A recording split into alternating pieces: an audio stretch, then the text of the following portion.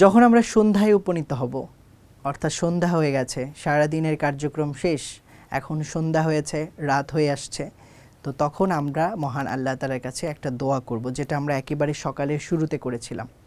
আল্লাহুম্মা বিকা আমসাইনা।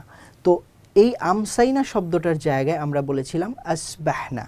আল্লাহুম্মা বিকা আসবাহনা, যে হে আল্লাহ, তোমার নামেই আমরা সকাল করেছি, সকাল করি। তো এখানে আমরা বলবো আমসাইনা। এই দোয়াটা আমরা সকালেও পাঠ করব এবং সন্ধ্যায়ও পাঠ করব। যখন আমরা সকালে এই দোয়াটা পাঠ করব তখন আমরা বলবো আল্লাহুম্মা বিকা আসবাহনা, আর যদি সন্ধ্যায় পাঠ করি তখন আমরা বলবো আল্লাহুম্মা বিকা আমসাইনা। সকালে পাঠ করলে কি বলবো?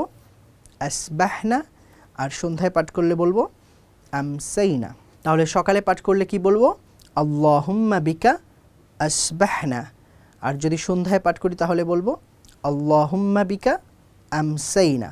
মাশাআল্লাহ। তাহলে পুরো দোয়াটা এবার শিখে নেওয়া যাক। আমরা পুরো দোয়াটা যেভাবে পাঠ করব সেটা হচ্ছে আল্লাহুম্মা বিকা আমসাইনা ওয়া বিকা নাহইয়া ওয়া বিকা নামুতু ওয়া ইলাইকান নুশুর।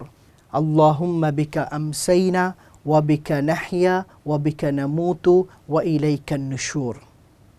আর যদি সন্ধ্যায় আমরা এই দোয়াটা পড়ি তাহলে বলবো আল্লাহুম্মা বিকা আমসাইনা ওয়া বিকা নাহইয়া ওয়া বিকা নামুতু ওয়া ইলাইকান নুশুর। তাহলে এইবার আসো এই দোয়াটা মুখস্থ করে নেওয়া যাক।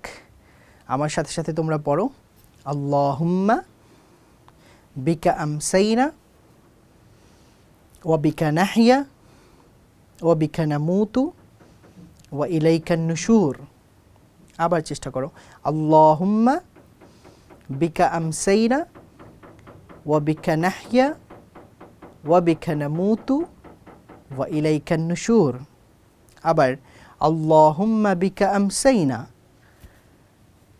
ওয়া বিকা নাহইয়া ওয়া বিকা নামুতু ওয়া ইলাইকান নুশুর।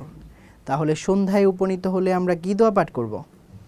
সন্ধ্যায় উপনীত হলে আমরা দোয়া পাঠ করব আল্লাহুম্মা বিকা আমসাইনা ওয়া বিকা নাহইয়া ওয়া বিকা নামুতু ওয়া ইলাইকান নুশুর।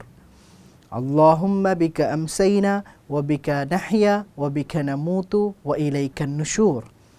আর যদি সকালে ঘুম থেকে ওঠার পরে বা সকাল শুরু করার সময় আমরা এই দোয়াটা পড়ি তাহলে আমরা কিভাবে পড়ব?